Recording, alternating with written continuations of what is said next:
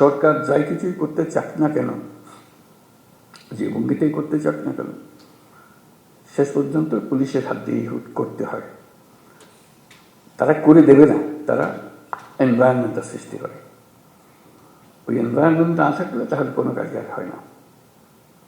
কারণ পুলিশের কথা প্রসঙ্গে বারে বারে আমরা বলছি দুটো শব্দ, আইন ও শৃঙ্খলা। এটাই হলো পুলিশ। কাজে ওই পুলিশের হাতেই এটাকে এক্সিকিউট করা, এটাকে এই পরিবেশ সৃষ্টি করা, আইনের পরিবেশ সৃষ্টি করা। আইন যদি না থাকলো তাহলে সরকারও কি, গণতন্ত্র কি, অধিকার কি, মানুষ নাগরিকদের কি, কিছুই থাকে না। কাজে এটাই ছিল মূল জিনিস, যে আমরা পুলিশকে অবহেলা করে কিংবা পাশ কাটিয়ে গিয়ে দেশ করতে পারবো না। তারাই সম্মুখ সারির মানুষ। তারা ক্ষেত্র প্রস্তুত করলে তখন বাকি জিনিসগুলো হয়, তখন বীজ লাগানো হয়, চারা লাগানো যায়, সবকিছু হয়। আইন না থাকলে, শৃঙ্খলা না থাকলে যত বড় বড় চিন্তাই হোক, যত টাকাই ঢালুন, কোনো কাজে আসবে না। কিন্তু সেই জন্যই পুলিশের গুরুত্বটা মনে মনে খুব অনুভব করছিলাম, যে একবার বসি, নিজেদের মধ্যে একটা আলাপ আলোচনা করি, কি করা যায়, কিভাবে অগ্রসর হব। আজকে তোমাদের তরফ থেকে কথাগুলো শুনে খুব খারাপ লাগলো, যে এই অবস্থার মধ্যে তোমাদেরকে কাজ করতে আমরা ঠেলে দিয়েছি, যে করো। কাজ করার একটা পরিবেশ লাগে, সহযোগিতা লাগে, সামর্থ্য লাগে। সেটা ছাড়া, এই ঢাল তলোয়ার ছাড়া আমরা যুদ্ধক্ষেত্রে পাঠিয়ে দিয়েছি যে লড়াই হোক। সেই জিনিসটা আমি অবশ্যই পরপরই এটা নিয়ে বৈঠক করবো, সমাধান করতে পারবো যাই না, কোনো জিনিস সমাধান করতে বড় কঠিন জিনিস হয়ে যায়, কিন্তু চেষ্টা করবো যে কি করা যায়। যদি ব্যর্থ হই, মনে করি যে আমি চেষ্টা করেছিলাম কিন্তু ব্যর্থ হয়েছে, চেষ্টার অভাবে ব্যর্থ হয়নি। এটা প্রথম চোটে মনে পড়লো যে করা। এরকম আলাপ হলে অনেক কিছু মনে পড়বে, যেগুলো আমরা চেষ্টা করব। যদি আমরা বলি যে এটাই তোমাদের কাজ, দেশকে, পরিবেশটা সৃষ্টি করা যেখানে দেশ এগিয়ে যেতে পারে, তাই যদি হয়, তাহলে যাদের হাতে পরিবেশ সৃষ্টি করার দায়িত্ব, যাদের কাছে দেশকে তৈরি করার দায়িত্ব এগিয়ে যাওয়ার জন্য, তাদের নিজেদেরকে তৈরি করতে না পারলে তাহলে তারা বাকি কাজ হলো না। তো সেই জন্য আমরা অগ্রাধিকার দিতে চাই, প্রায়োরিটি দিতে চাই যে যেটা আমরা পারি। আর কথা বলার আরেকটা কারণ ছিল, যে কারণে বসতে চেয়েছিলাম, সেটা হলো যে আমি সরকারে যোগ দেবার আগেও বলেছি, এখন সরকারে যোগদান পরেও বলছি, বাংলাদেশ একটা মস্ত বড় সম্ভাবনাময় দেশ। আমি বারে বারে এটা অনুভব করি। এটা শুধু রাজনৈতিক মাঠের বক্তৃতার জন্য না, ব্যক্তি হিসেবে, দেশের নাগরিক হিসেবে অনুভব করি যে এটা বিরাট একটা সম্ভাবনা, এবং কিছু কিছু উদাহরণও দিই কেন এটার সম্ভাবনাটা আমি দেখি। কিন্তু সেই সম্ভাবনাটাকে আমরা বাস্তবের দিকে আনতে পারছি না, থেকে যাচ্ছি। আজকে আমরা একটা সুযোগ পেয়েছি, মস্ত বড় সুযোগ, সেই সম্ভাবনাকে কার্যে পরিণত করা। এবং জুলাইয়ের এই অভ্যুত্থানের ফলে সেই সম্ভাবনাটা সৃষ্টি হয়েছে। এই সম্ভাবনার যে পরিবেশ সৃষ্টি হয়েছে, সেটাকে যেন আমরা হারিয়ে না ফেলি। কেন হারিয়ে ফেলা খুব সোজা, মুহূর্তে হারিয়ে যায়। এই সম্ভাবনাকে ধরে রাখা, যেটুকু সময় আমাদের আছে সেটুকু সময়ের মধ্যে আমরা চেষ্টা করব, ভবিষ্যতে যারা আসবে তারা আশা করি চেষ্টা করবে, পথটা যেন আমরা সৃষ্টি করে দিই। এই পথে আমরা এগুলো সম্ভাবনাগুলো বাস্তবে পরিণত হবে। শুধু বাংলাদেশ একটা সুন্দর দেশ হবে, নিয়মতান্ত্রিক দেশ হবে, গণতান্ত্রিক দেশ হবে, সেটা তো বটেই। আমি মনে করি বাংলাদেশ পৃথিবীর যে সমস্ত অগ্রগামী দেশ আছে, যারা পৃথিবীতে নেতৃত্ব দেয়, তাদের মধ্যে একটা হতে পারে, এরকম একটা দেশের সম্ভাবনা আছে। এটা কোনো আত্মতুষ্টির জন্য না, এটা আমরা, আপনারাও নিশ্চয় দেখবেন, তোমরা দেখবে এটা, যেটা একটু বিচার করলে মনে হয় যে হ্যাঁ এই সুযোগ আছে। আমি একটু কয়েকটা উদাহরণ দিই। এই যে গণ অভ্যুত্থান হলো, এটা একটা বিরাট একটা কাণ্ড, ইতিহাসের একটা বিরাট পরিবর্তন সূচিত হলো। লণ্ডভণ্ড অবস্থার মধ্যে আমরা এই যাত্রা শুরু করলাম।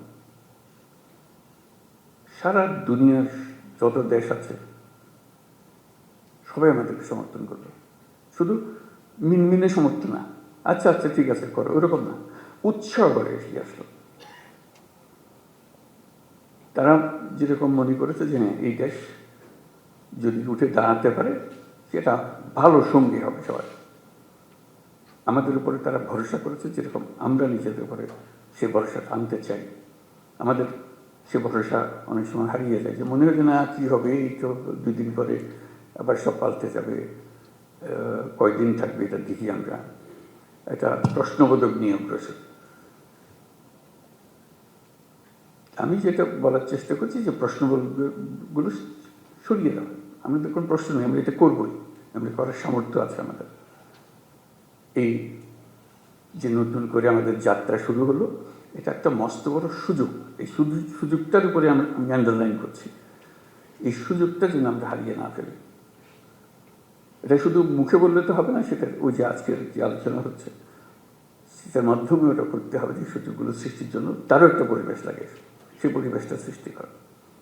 তো সেখানে পুলিশ বাহিনী একটা মস্ত বড় ভূমিকা পালন করে।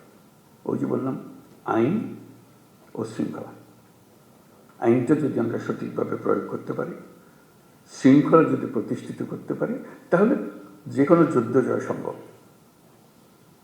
এই যে এগিয়ে যাওয়ার যে যুদ্ধ লড়াই, যেটা এটা আনন্দের লড়াই, এটা কোনো কষ্টের লড়াই না।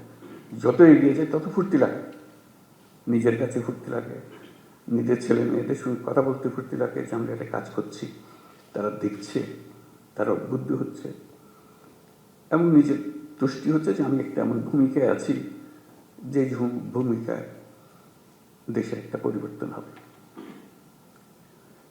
আমরা নতুন বাংলাদেশ বলে শব্দটা বলি সবসময়, নতুন বাংলাদেশ, এটা কথার কথা না, এটা নতুন বাংলাদেশ আমরা এই জন্য বলি যে পুরনো বাংলাদেশ হচ্ছে অন্ধকার এক যুগ, আমাদের ভয়ঙ্কর একটা যুগ। সেই ভয়ঙ্কর দিন থেকে আমরা সুন্দর ঝলমলে একটা দিন আসতে চাই, সেটা হলো নতুন বাংলাদেশ। পুলিশ বাহিনীরও মুশকিল হলো ওই অন্ধকার যুগের তারা অ্যাক্টিভ পার্টিসিপেন্ট ছিল, নিজের ইচ্ছায় না, সরকারি কাজ করতে হয়, কাজ করেছে, আমরা কাজ করছি, আমাদের হুকুম পেয়েছে, করেছে, করতে করতে আমরা ওরকম চিন্তাতে পড়ে গেছি। কাজে নতুন বাংলাদেশ সৃষ্টি করার জন্য তোমাদেরকে ওই চিন্তার থেকে বেরিয়ে আসতে হবে যে না, আমরা নতুন বাংলাদেশ সৃষ্টি করবো। আমাদেরকে অনেক দোষ দেয়, আমরা দেখিয়ে দেবো মানুষ খারাপ না, আমরা খারাপ মানুষের পাল্লায় পড়েছিলাম, আমরা সে খারাপ মানুষ থেকে বের হয়ে এসেছি, আমরা ভালো মানুষ, আমরা দেখো কি করতে পারি। সেই দৃঢ় চিন্তাটা মাথার ভিতরে রাখতে হবে যে আমরা একটা দেখিয়ে ছাড়বো। আমাদেরকে সবাই গালিগালাজ করে, মন্দ বলে, আমাদের কাজের মাধ্যমে আমরা দেখাবো যে আমাদের হাত দিয়েই এই নতুন বাংলাদেশ সৃষ্টি হবে। আমরা একটা তাতে বড় রকমের ভূমিকা পালন করব, কারণ আমাদের কাছেই রয়েছে আইন এবং শৃঙ্খলা। এটা আমরা প্রতিষ্ঠা করব। এটা প্রতিষ্ঠিত করতে পারলেই ওই এনভায়রনমেন্টটা সৃষ্টি হয় যেখান থেকে এটা উড়ান দেবে। দেশটা উড়ান দিতে হলে তার একটা মোমেন্টাম জেনারেট করতে হয়। এই মোমেন্টাম জেনারেট করার জন্যই হলো এটা, যে আমাদের আইন এবং শৃঙ্খলাটাকে প্রতিষ্ঠিত করা। মুখের কথা না, মানুষ দেখলেই, পুলিশ দেখলে মানুষ আশ্রয় পায়, এখন পুলিশ দেখলে ভয় পায়, কি আমার খ্রিস্টের মধ্যে আটকে ফেলে, একটা ভয়ঙ্কর একটা ক্যারেক্টার। পুলিশ হলো বন্ধু, এটাই হলো, কারণ আমি আইনের পক্ষের মানুষ, আমি আইন প্রতিষ্ঠা করার মানুষ, আইন হলো আমাদের সবার আশ্রয়। তো পুলিশ হলো সে আশ্রয়দাতা, যে আমি আইনের আশ্রয় নিয়ে আসছি, আইন আপনাকে সুরক্ষা দেবে। এটা যদি আমরা এই ইমেজটা যদি প্রতিষ্ঠিত করতে পারি, অতীতের সব কথা মানুষ বলে যাব। কাজে এটা নিয়ে কান্নাকাটি করে কোনো লাভ নাই, কারণ সেইটা আমরা বদলাতে পারবো না। সেই 16 বছরের ইতিহাসে আমরা বদলাতে পারবো না। সেই 16 বছরের কালিমা আমার সারা গায়ে মাখা আছে, আমি রাতারাতি পাল্টাতে পারবো না। এটা মানুষ হিসেবে আমি আমার কর্তব্য নির্ধারণ করতে পারি, আমি আমার সম্পূর্ণ নতুন ভাবমূর্তি আমি প্রতিষ্ঠা করতে পারি। এবং যেই সরকার তোমাদের নিয়ে কাজ করছে, সেই সরকারের ইচ্ছা যে তোমরা সেই ভাবমূর্তিতে চলে আসো, যাতে করে সবাই দুনিয়া সবাই দেখে, মানুষ দেশের মানুষে দেখে আমরা শুধু পুলিশ বাহিনী না, আমরা নতুন বাংলাদেশের পুলিশ বাহিনী। এই ক্যারেক্টারটা জন্য দেখলে মনে হচ্ছে না এই লোকটা, এই পুলিশটা নতুন বাংলাদেশের পুলিশ। তোমার কাজে কর্মে তখন মানুষ অতীত ভুলে যাবে, মাফ করে দেবে, যা আমাদের সবাইকে ভুক্তভোগী হতে হয়েছে, সেটার কারণে তাদেরকে সেই ভূমিকা পালন করতে হয়েছে। এখন সুযোগ পেয়েছে, তারা নিজের চরিত্র নিজের ভাবে উন্মোচন করেছে যে আমি নতুন বাংলাদেশের পুলিশ। এই নতুন বাংলাদেশের পুলিশ বলতে যা যা তোমার মনে আসে, সেই জিনিসটাকে প্রতিষ্ঠা করা, এটাই হলো আমাদের মূল কাজ। এটা করতে পারলে আমরা আমাদের এই যে সুযোগ সৃষ্টি হলো, আমি যে সুযোগের উপরে জোর দিচ্ছি, অভ্যুত্থানের কারণে যে সুযোগ সৃষ্টি হয়েছে, যার কারণে আমরা নতুন বাংলাদেশের কথা জোর দিয়ে বলছি। মাঝে মাঝে লোকে মনে করে এটাও একটা রাজনৈতিক বক্তব্য, বলতে শুনতে ভালো লাগে কিন্তু অন্তঃশাসন না। আমরা সেভাবে বলার চিন্তা করি নাই। আমরা বাস্তবিক পক্ষে মনে করেছি যে এটা একটা মস্ত বড় সুযোগ। এটা নতুন দেশ, যেমন নতুন দেশ আর আশেপাশের 2-4টা দেশের সঙ্গে পাল্লা দেবে তা না। আমরা দুনিয়ার মাঠে খেলার খেলোয়াড়, আমরা ছোট মাঠে খেলার খেলোয়াড় না। বাংলাদেশ, ওই যে বললাম, বাংলাদেশ অপূর্ব একটা দেশ।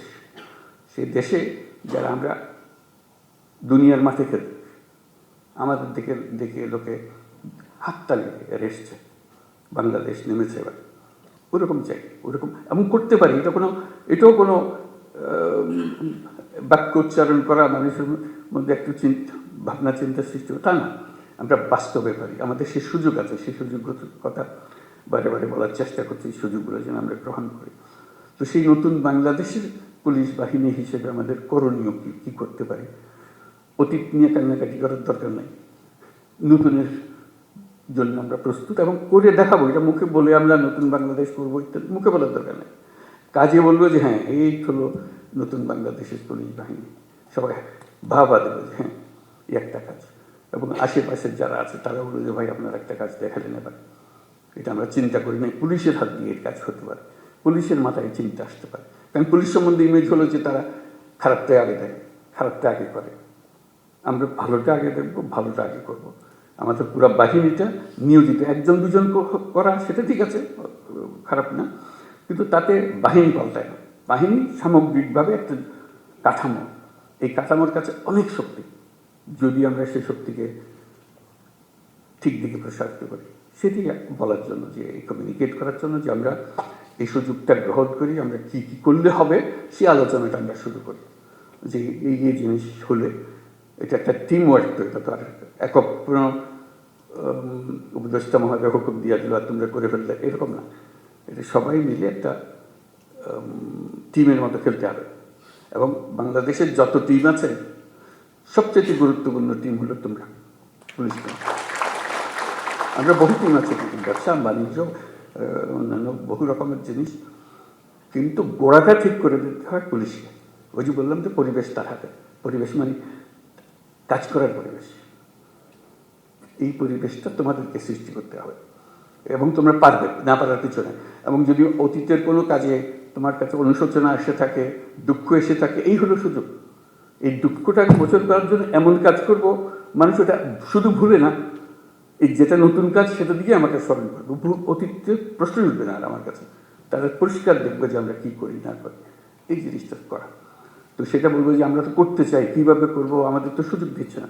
এই সুযোগটা কীভাবে আমরা করতে পারি? আমরা সবাই মিলে একটা টিম, তোমরা একটা টিম আলাদা এরকম না, আমরা সবাই মিলে একটা টিম। তোমাদেরটাও সেই সুযোগ করে দিতে হবে, যাতে করে আমরা যতটুকু আমাদের সাথে আছে সেগুলো, সেই আয়োজনগুলো করে দেওয়া যাতে আমরা করতে পারি। বাংলাদেশের সুযোগের মধ্যে একটা যেটা যে বললাম যে মস্ত বড় সৌভাগ্যবান জাতি, তার মানুষ, মানে আমরা সবসময় চিন্তা করে এসেছি যে বাংলাদেশে এত মানুষ, এর কপালে দুঃখ ছাড়া আর কিছু নেই, খালি বাড়ছে তো বাড়ছেই, এতগুলো মানুষ। বাস্তব পরিস্থিতি তো উল্টা। আমরা এত সৌভাগ্যবান জাতি যে আমাদের শক্তির অন্ত নাই, মানুষের শক্তি। মানুষের শক্তির সঙ্গে কেউ পাল্লা দিতে পারে না। মানুষের ভিতরে ভীষণ রকম একটা সৃজনশীলতা আছে, যে সমস্যা দিকে সেই সমস্যাকে উল্টে ফেলে। এটা সমাধান এমন জিনিস হয় যে মানুষ চিন্তাও করে না, এটা সমস্যা ছিল, এটা এসে অদ্ভুত রকম করে পাল্টে ফেলছে। আমাদের সেই সামর্থ্য আছে, কারণ আমাদের যে জনসংখ্যা তার বেশিরভাগ হলো একেবারে কাঁচা তরুণ। এরকম দেশ দুনিয়াতে নাই, এত মানুষ, এত তরুণ মানুষের দেশ। এবং সে তরুণ অসহায় তরুণ না, তার নানা বুদ্ধি সল্লা করে, এটা করে ওটা করে, কোনো জিনিস বাদ থাকে না। আমরা অতীতে যা যা করে এসেছি একটু ফিরে দেখলে, তার ব্যাখ্যা করলে দেখা যাবে কী রকম সমস্যাটাকে তারা সমাধান করে দিয়ে নিজে নিজে করে ফেলেছে। আমরা সবাই মিলে তাদেরকে বাধা দিয়েছি, সরকার বাধা দিয়েছে, পুলিশ বাধা দিয়েছে, ব্যবসা বাধা দিয়েছে, কিন্তু তারা এর মধ্য থেকে কাজটা করে ফেলেছে। আমরা পথে পথে তাদের বাধা সৃষ্টি করেছি। সরকারের একটা ভূমিকা হলো বাধা সৃষ্টি করা, আমরা সে বাধাকে তাকে দিয়েছি, সে বাধাকে অতিক্রম করে তাকে করতে হয়েছে। এখন আমাদের যেটা শপথ নিতে হবে, যেটা সিদ্ধান্ত নিতে হবে, যে মানুষকে আমরা বাধা দেব না, তার পথকে আমরা সহজ করব, তার পাশে থাকবো। তাহলে দেখবে যে এই দেশের এখন সমস্যা থাকবে না। শুধু তার পাশে থাকা, শুধু আইনের ভিতরে তাকে রাখতে হবে। তাকে বলতে ভাই আইনটা পাল্টেন না, আইনটা হাতে নিয়েন না, আইনের ভিতরে থাকেন, আমি যা দরকার আমি করে দেবো আপনার জন্য, আইনের ভেতরে থাকেন। আর আমি নিজে যদি আইন ভঙ্গ করি তাহলে সে তো বলবে যে আচ্ছা আমি কি, আপনি কি আমার ওয়াজ করতেছেন, সেই ওয়াজটা আপনি নিজে মানতেছেন না, সে হাসবে। এখন এটা কোনো অর্থ থাকবে না। কাজে নিজে আগে মানি যে আমি আইনের ভেতরে থাকবো, এবং তখন সে মানবে যে হ্যাঁ আইন এটা আমাদের করতে হবে, যে করা সম্ভাবনার কথাটা বললাম। এই সম্ভাবনাটা কীভাবে আমরা কাজে লাগাবো। এই সরকার, অন্তর্বর্তীকালীন সরকার, এটা হাতে খুব বেশি সময় নেই। আমরা অলরেডি 7 মাস পার করে এসেছি। আমরা বলছি ডিসেম্বরে নির্বাচন হবে। কাজে এর মধ্যে যা আমরা করতে চাই, যা আমাদের সামর্থ্য আছে, এগুলো করে ফেলা। কাজে কী কী সংস্কার, আমরা সংস্কারের উপর দিচ্ছি, তোমরাও সংস্কারের কথা বলছো, যে আমাদের যত সংস্কার করার দরকার আছে আমি করে ফেলি। কারোর জন্য অপেক্ষা করে আমাদের কোনো ফায়দা হবে না, কাজটা করতে হবে এবং সেটা আমাদের প্রতিষ্ঠিত করতে হবে। যে আমরা সেই অংশটা করব, এটা আশ্বাস দিলাম তোমাদেরকে। তোমরা আমাদেরকে বলো যে আমরা আমাদের পার্টটা আমরা করবো। আমরা এই নতুন বাংলাদেশের নতুন সৈনিক পুলিশ বাহিনী হব। এটা হলেই আমরা ওই ক্ষেত্রটা প্রস্তুত করলাম। এই ক্ষেত্র প্রস্তুত করলেই আমরা থাকি আর না থাকি, এটা রেশ থেকে যাবে, এটা চলবে। অন্যরা মনে করবে যে না এটা সুন্দর চলছে, এটা চলতে থাকবে, সেই জিনিসটা করে। যেহেতু নির্বাচন আসছে, নানা রকমের সমস্যা হবে, নানা রকম চাপ আসবে, তবে ডেসপারেট হয়ে যাবে, আমার ক্যান্ডিডেটকে জেতাতে হবে, ওর ক্যান্ডিডেটকে জেতাতে হবে। তুমি এখন আইন মানতে চাইলে তোমার উপরে খেপাখেপি করবে যে না কিছু তো আইন, তুমি আমার আইন দেখাও, এসব হবে। আমাদের সেখানে শক্ত থাকতে হবে, আইনের ভেতরে থাকতে হবে, যাতে করে যে সরকার নির্বাচিত হয়ে আসবে সে সরকার আইনের সরকার যেন হয়। আইনের মারফতে যে এসছে, যে আইন ভেঙে এসছে, সে সরকার কোনোদিন আইন রাখতে পারবে না, কারণ সে ভাঙারই অভ্যাসটা। কাজে এই যে সুযোগের কথাটা বললাম, এই জন্য বললাম এই সুযোগটা হলো এমন যে আমরা যাতে ভবিষ্যতের সরকারটাও যেন আইন মানার সরকার হয়, এটার জন্য আমরা নিশ্চিত করতে পারি। সেটারও দায়িত্ব তোমাদের হাতে, যেহেতু নির্বাচনটা তোমাদের হাত দিয়ে হবে। কারো কথা মানার দরকার নাই, না অন্তর্বর্তীকালীন সরকার, না অন্য সরকার যারা নির্বাচন করছে তাদের বিষয়ে কারো কথা। আইন যা বলে তুমি আইনের ভেতরে থাকো, তাহলে পরবর্তী সরকার আইন মানার সরকার হবে। আর যদি বলছে হ্যাঁ ওরা কী আছে, ওরা তো আসতেছে, ওদের কত মানুষ ছাড়া আমরা কী করবো, তাহলে আমরা অন্যদিকে চলে গেলাম। যেই হোক, সে ছাত্রদের দল হোক, সে পুরানা দল হোক, নতুন দল হোক, কিছু হয় না, বলে আমরা আইনের ভেতরে আছি।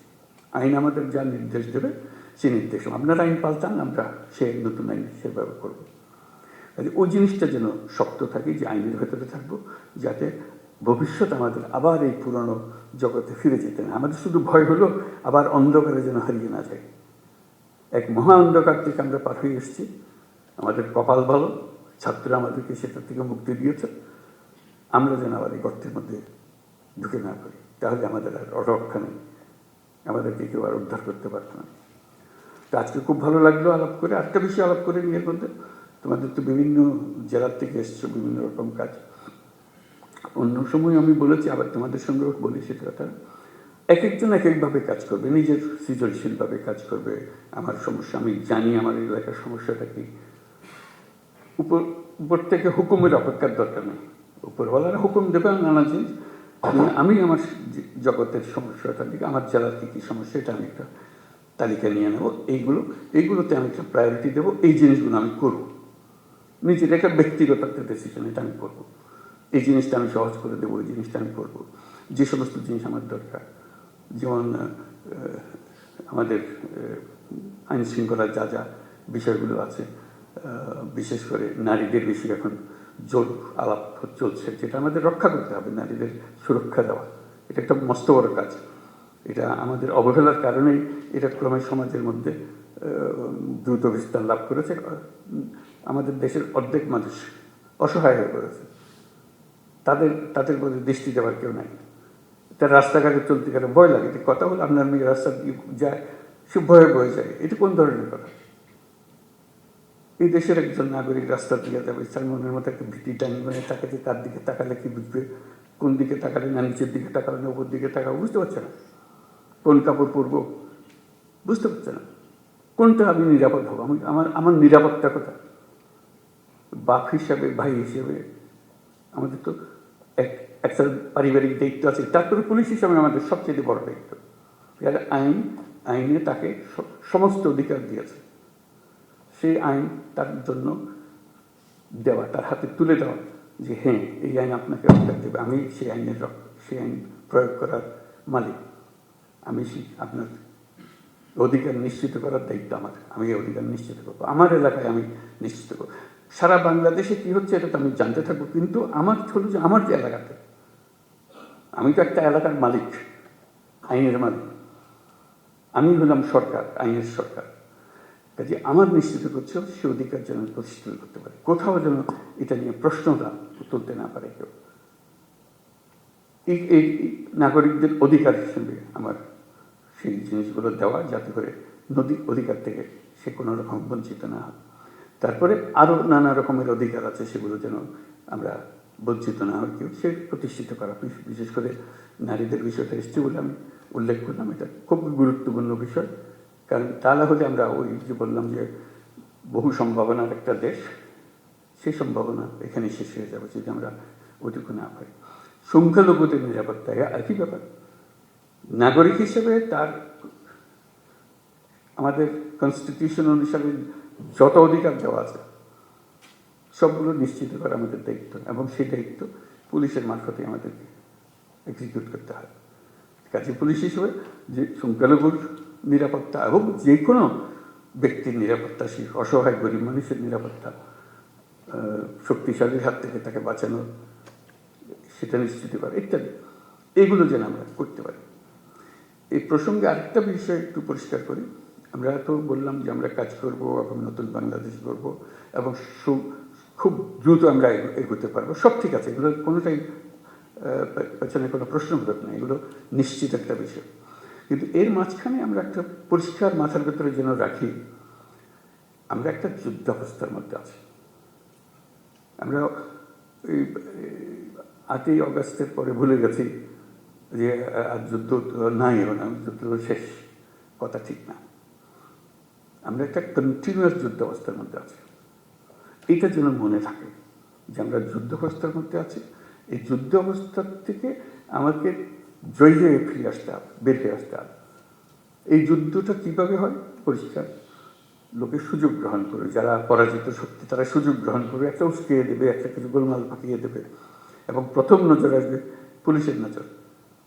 তার দৃষ্টিতেই তো সাংঘাতিক, তো আমাদের বিরাট শৃঙ্খলা ভঙ্গের কাজ করবে, আমাদের শান্তি নষ্ট করবে, আমাদের গোলযোগ পাকিয়ে বলবে। তার চেষ্টা হলে একটু গোলযোগ পাকিয়ে দেওয়া।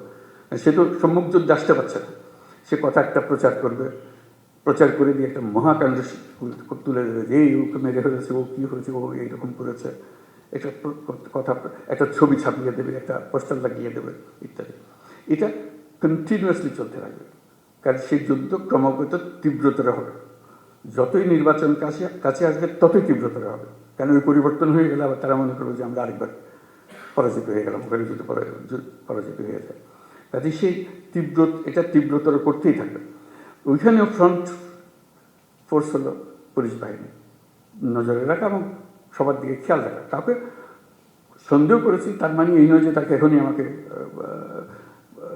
কারাগারে নিয়ে, তা না, সেও দেশের নাগরিক। কাজে দেশের নাগরিক হিসাবে তার অধিকার আছে, যদি নাগরিক হিসাবে থাকে। আর যদি দোষ করে থাকে তার উপর নজর রাখবে, দোষ করা মাত্র যেন আমি তার ধরে রাখতে পারি, যেটা আমাদের নিরাপত্তা বিঘ্নিত করছে, আমার আইন ভঙ্গ করছে ইত্যাদি ইত্যাদি যেগুলো আছে। কাজে যেটা আমার আন্ডারলাইন করার কথা যে আমরা যুদ্ধাবস্থার মধ্যে আছে, এই যুদ্ধাবস্থা চলতে থাকবে, বিশেষ করে ইন্টেন্সিফাই হবে, ক্রমাগতভাবে এটা ঘনীভূত হবে। এই মেঘ আস্তে আস্তে কালো মেঘ, কাল থেকে আরও প্রচণ্ড বেগের মেঘ, ঘূর্ণিঝড় ইত্যাদি হতে থাকবে। আমরা যদি সতর্ক থাকি তাহলে এটাকে আর বাড়ার সুযোগ দেওয়ার দরকার হবে না। এই প্রসঙ্গে দেখা যাবে যে অনেক অপপ্রচার, এগুলো তোমার পরিচিত সব অপপ্রচার যে হয়, অপপ্রচারের একটা মহা কারখানা আছে, নিত্য নতুনভাবে অপপ্রচার হবে, তোমাকেও কনফিউজ করে ফেলবে যে আসল কথা তুই বুঝতে পারতেছ না এটা কী হইতেছে। কাজে সেটার থেকে বাঁচা, এই অপপ্রচার থেকে বাঁচা। অপপ্রচারে কোনো একটা সূত্রপাত হলে তোমার এলাকায় যদি হয়, সঙ্গে সঙ্গে এটা রিপোর্ট করা যে এখানে একটা অপপ্রচার চলছে, এটাকে শিগগিরই এটাকে পরিষ্কার করে ফেলতে হবে, লোকে যেন ভুল ধারণার মধ্যে না থাকে।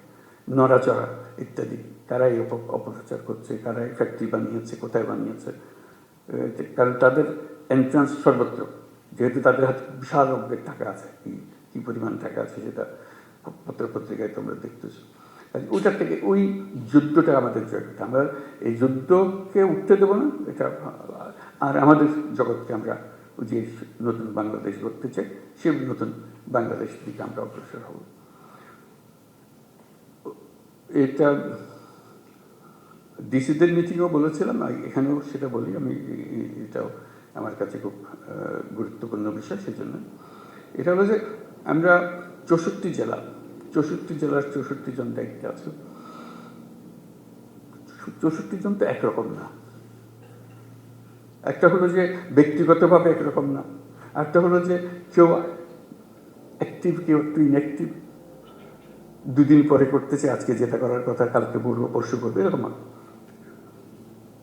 তো সেটা যে আমরা যাচাই করবো কীভাবে, সেই জন্য স্বরাষ্ট্র মন্ত্রণালয়কে বলবো একটু খেয়াল রাখা, এটা একটা প্রক্রিয়া সৃষ্টি করা, যাতে করে উৎসব হয়। আমার কাজের মধ্যে একটা উৎসব আছে, আমি যেন ঝিমিয়ে পড়লে এটা আমাকে জাগিয়ে দেয়। আমি পারি, কিন্তু একটু ঝিমিয়ে গেলে একটু চাঙ্গা করে কী করা, আমি প্রস্তাব দিচ্ছি যে র্যাঙ্কিং করা। প্রতি মাসে এই 64 জেলাকে 1 থেকে 64-তে নিয়ে আসা, সবাই কে কোন স্থানে আছে। ক্লাসে এরকম হয় না যে ফার্স্ট বয় সেকেন্ড বয় হয়, ফুর্তি লাগে। আমার একেবারে লেজের গোড়ায় দিয়েছি, আমার খুব খারাপ লাগে, আমি পারি, তখন আমার একটু গোসা লাগে যে কী বলে ওই কারণে আমার উপরে যায়, আমি হচ্ছে এটা অনেক ভালো করি। কত বলবো যে আমার জেলাটা আসলে খারাপ, আমাকে এই জন্য হয়েছে, পরে বলছে না ওরটা অত খারাপ, ওটা তো ভালো না, ও তো আমার উপরে চলে গেছে। এই জিনিসটা করে, এটা খেলার মনোবৃত্তি থেকে, কোনো কাউকে শাস্তি দেওয়ার জন্য না, যে এটা খেলোয়াড়, যে সবাইকে জানানো হবে এই কী ক্রাইটেরিয়াতে হবে, সেই ক্রাইটেরিয়াটা তার ঠিক করে দেবেন। তোমরা জানো যে এই ক্রাইটেরিয়াতে বিচার হয় এবং প্রতি মাসে এটা তৈরি হয় 1 থেকে 64।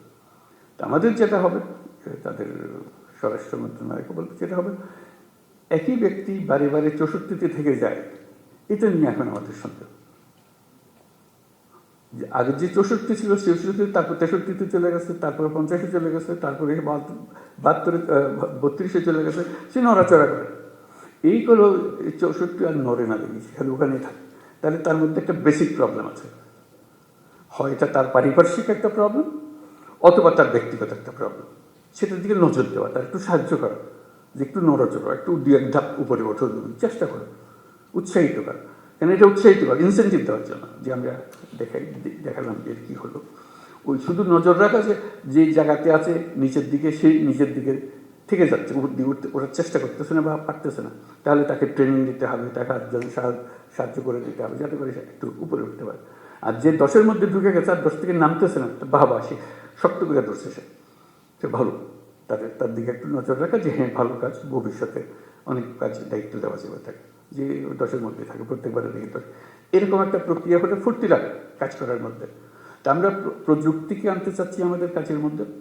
আমরা পুলিশ রিপোর্ট করা, কী বলে এটা, মামলা রুজু করা, এগুলো অনলাইন, এগুলো আছে না অনলাইন চালু করে কাজ হচ্ছে আমি ভালো। এই অনলাইন আমরা সব যত কিছু আছে এখন অনলাইন করার চেষ্টা করি, এটা দিয়ে শুরু হলো অনলাইন এটা মামলা রুজু করা। আমরা দেখবো তো কোন জেলাতে কয়টা হয়, এটার একটা ছবিটা দিয়ে দেওয়া, টেবিলটা দিয়ে দেওয়া। এই জেলাতে এই মাসে, এই মার্চ মাসে 32টা হয়েছে, এই মাসে আগের মাসে 30টা ছিল, আগের মাসে 20টা ছিল, এখন 32টা হয়েছে। আরেকজনের প্রথম মাসে 20টা ছিল, তার মধ্যে 40 হয়েছে, তা তো 80টা হয়েছে, দ্রুত চলে যাচ্ছে। একই কাজ, একজনে সবাইকে উৎসাহিত করছে, যেখানে কাজ আটকে যাচ্ছে সেখানে তাকে সাহায্য করছে, যে আমি ফোন করতেছে, ভাই কি আমাদের এখানে আটকাই দিলেন, কি এটা চলতেছে না, আমার পারতেছে না, তো আমরা আমাদের বারবার কমপ্লেন আসছে, আসেন একটু ঠিক করে দেন, নাহলে আমি পিছিয়ে যাবো। অর্থাৎ এই সংখ্যাটা বাড়তে হবে। আসতেছে মামলা আসতেছে, কিন্তু লিখিতভাবে আসতেছে, আমরা বলি না লিখিত মামলা আস্তে আস্তে আমরা বন্ধ করে দেবো। এটা অনলাইনে আসতে হবে, অনলাইনকে তাকে অভ্যস্ত করা, যে হ্যাঁ আসলে ভাই আপনাকে দেখাই দেবো, আর চলেন আপনি অনলাইনে করেন এটা। সে তো জানে না অনলাইন প্রথম দিকে, কাজে আসলেও একজন বলবো আসছে, একজন সময় হয়ে গেছে, আপনি তো অনলাইন শিখে ফেলেছেন, ওইখানে শহরে অমুক জায়গাতে আছে, ওরা করে এগুলো, আপনি ওখানে যান, ওরা করে দেবে, আমার কাছে আসার দরকার নেই।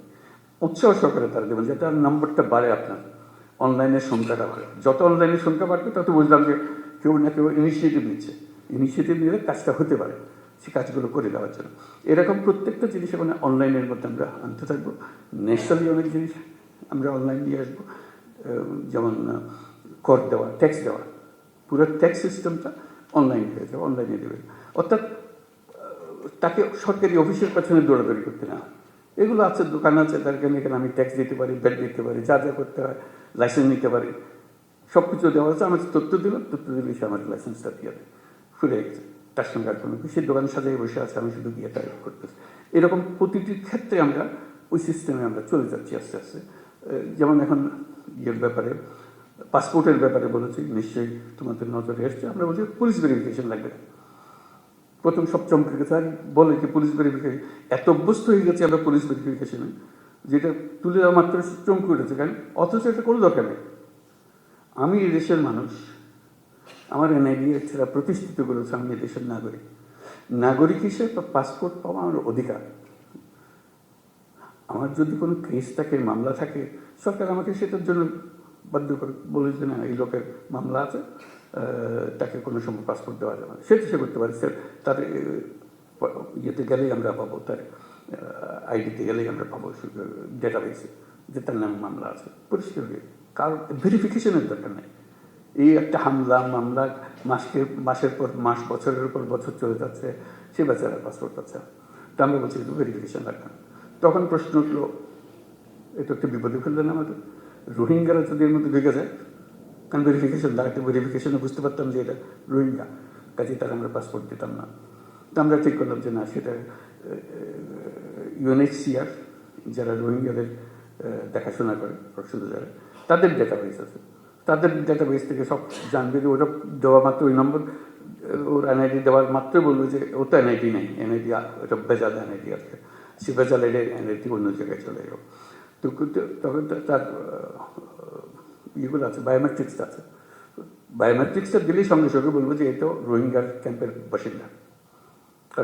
তার যেহেতু ওই দুটা ডেটাবেস কানেক্টেড হয়ে যাবে, এটাই এখন আমরা প্রক্রিয়া করছি, যে দুটো একত্র হয়ে যাবে। এটা দেওয়া মাত্রই সমস্ত তথ্য স্ক্রিনে ভেসে উঠবে যে ওখানকার, তাহলে সেখানে পাসপোর্ট দেওয়ার, পাসপোর্ট অথরিটি ঠিক করবে যে তুমি তো রোহিঙ্গা, তোমাকে আমরা দিতে পারলাম না। কাজে ওখানে পুলিশ ভেরিফিকেশনের দরকার নেই, যেহেতু টেকনোলজি আমাদেরকে সাহায্য করছে। অর্থাৎ আমরা ওই পথে অগ্রসর হবো, যাতে তোমাদের কাজগুলো সহজ হয়, আইডেন্টিফিকেশন সহজ হয়, যাতে আমরা অগ্রসর হতে পারি, সহজে অগ্রসর হতে পারি, যারা যারা আছে, কি আছে না আছে সেগুলো নিয়ে কাজ করার জন্য। কাজে বহু সম্ভাবনা আছে আমাদের এগুলো করার জন্য। আমরা শুধু এই কাজগুলো করি আনন্দে সহকারে করি, এগুলো কোনো কষ্ট সৃষ্টি করার জন্য করতেছে না, সবার আনন্দ। আমি আমার কাছে নিয়োজিত থাকি এই কাজে, কে কার পাসপোর্ট নেই, তার জন্য কোন গ্রামে যেতে হবে, তাতে আত্মীয় স্বজন বের করতে হবে, পুলিশ ভেরিফিকেশন, সেও একটা কঠিন কাজ। তোমাকেও যে ঝামেলার থেকে মুক্ত দিলাম, সে লোকটা ঝামেলার থেকে মুক্ত হয়ে গেল। টেকনোলজি ইউজ হলো, টেকনোলজি ইউজ করে আমরা অনেকগুলো কাজ এখন থেকে করতে আরম্ভ করব, এবং যেখানেই টেকনোলজির মোকাবেলা হবে দেখবে উৎসাহিত করবে যে ভাই ওভাবে এটাই ভালো, অনেক শান্তিতে থাকবেন আর কোনো অসুবিধা হবে না, নিজের কাজগুলো করতে পারবে। অর্থাৎ ভূমিকা পালন করার জন্য আমাদের অনেক জিনিস আছে।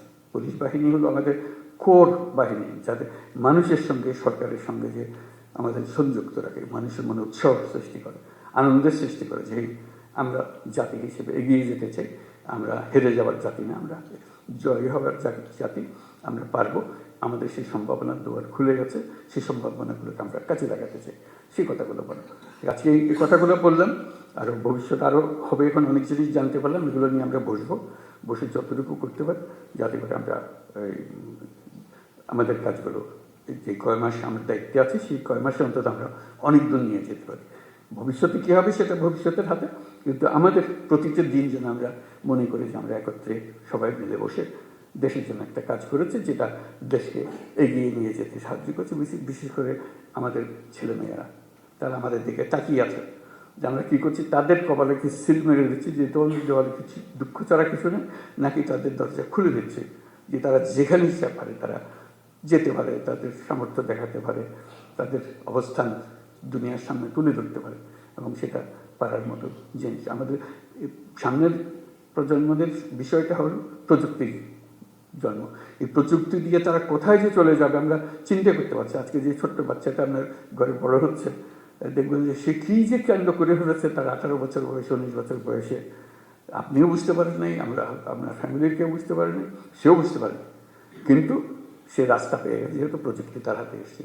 প্রযুক্তি একটা হলো যে আলাদিনের চেরাগের মতো, এটা যার হাতে গেছে সে এটা নিয়ে যে কোনো ইচ্ছা যে কোনো জিনিস করতে পারে।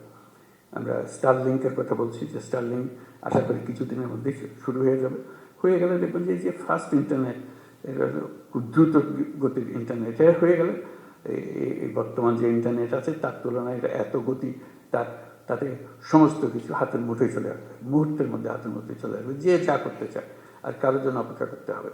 এটা তো একটা টেকনোলজি, এরকম বহু টেকনোলজি আরও আসতে থাকবে, যাতে আমাদের হয়তো একটু ধাক্কা খেয়ে এটা শিখতে হবে, কিন্তু বাচ্চারা জন্ম থেকে শিখে ফেলে। কেমনে শিখে, কে শেখায় আমরা জানতেও পারি না, কিন্তু সে শিখে ফেলছে সব কিছু।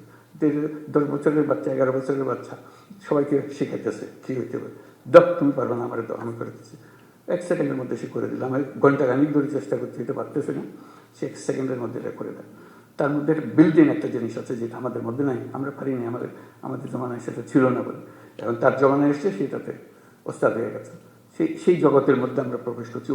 ওকে এখন বাড়ার সুযোগ দেন, উড়ার সুযোগ দেন, সেই জন্য আমাদেরকে সবাই নিয়ে উড়ান দিতে পারে।